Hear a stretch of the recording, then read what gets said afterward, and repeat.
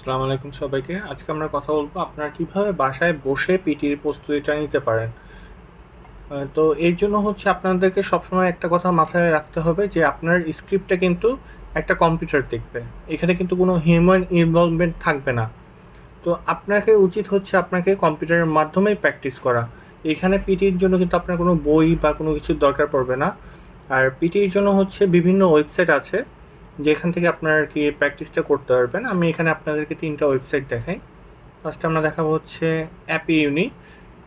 এই ওয়েবসাইটের মাধ্যমে আপনারা প্র্যাকটিস করতে পারেন। তারপর হচ্ছে ল্যাঙ্গুয়েজ একাডেমির ওয়েবসাইট আছে। তারপর হচ্ছে আলফা আছে। আপনাদের যেটা কমফোর্টেবল মনে হয় সেটা থেকে প্র্যাকটিস করতে পারেন। তবে আমি সাজেস্ট করবো হচ্ছে আপনারা যেন অ্যাপি ইউনি থেকে প্র্যাকটিসটা করেন। আমিও হচ্ছে যখন আমার প্র্যাকটিস করার কথা ছিল তখন হচ্ছে আমি অনেকগুলো রিসার্চ করার পর আমি দেখলাম যে সবাই অ্যাপ ইউনি সাজেস্ট করে। আর ইন্টারন্যাশনাল গ্রুপ যেগুলো আছে ওনারাও হচ্ছে অ্যাপ ইউনি সাজেস্ট করছে বেশিরভাগ। আর আলফাতেও আমি লগ ইন করেছিলাম, আলফাতেও ১-২টা প্র্যাকটিস করেছি। তবে আমার মনে হলো যে আলফাতে আর কি মার্কসটা একটু বেশি দেওয়া হয়। আর সেক্ষেত্রে হচ্ছে আপনারা কীভাবে প্র্যাকটিসটা শুরু করবেন এটা আমি একটু পিটি অ্যাপ ইউনির মাধ্যমে দেখাচ্ছি আপনাদেরকে।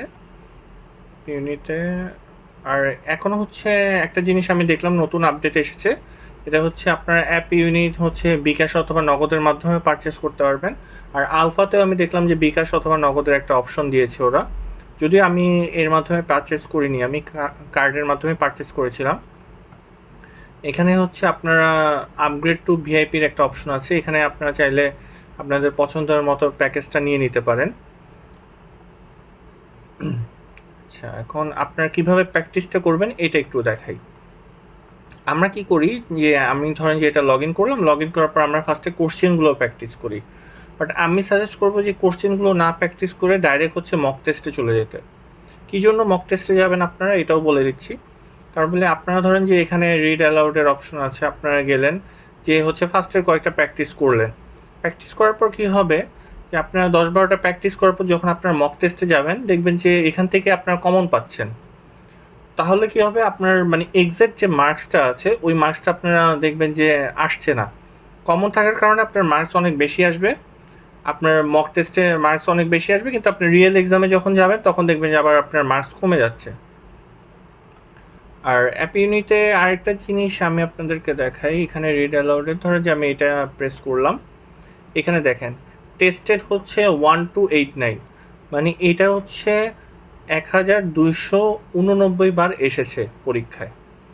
তো এরকমভাবে আপনারা একটা আইডিয়া করে নিতে পারেন যে আসলে এখানে প্রত্যেকটার মধ্যেই কিন্তু লেখা আছে যে কোন আইটেমটা কয়বার এসেছে। আর এটা আপনি নিজেও দিতে পারেন। এখানে আপনি প্রেস করলে এখানে আপনার অপশন দিয়ে দিবে যে আপনি কোন দিন এক্সামের মধ্যে এটা পেয়েছিলেন, অরিজিনাল টেস্টে।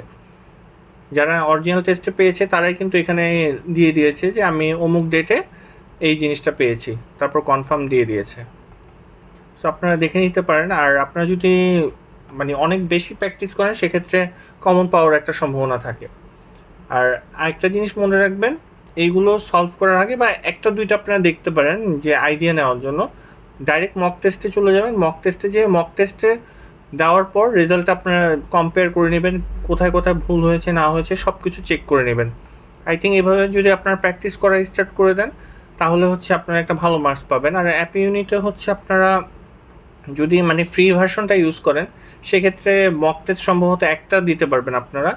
আর হচ্ছে অন্যান্য যেই অপশনগুলো আছে এখান থেকে টেস্ট দিতে পারবেন, কোশ্চেন দেখতে পারবেন, বাট অ্যান্সারগুলো সবগুলোটা পাবেন না। সেই জন্য আমি সাজেস্ট করবো যে একটা ভিআইপি প্যাকেজ নিয়ে আপনারা হচ্ছে সেক্ষেত্রে প্র্যাকটিস করলে আপনারা আনলিমিটেড প্র্যাকটিস করতে পারবেন সেক্ষেত্রে।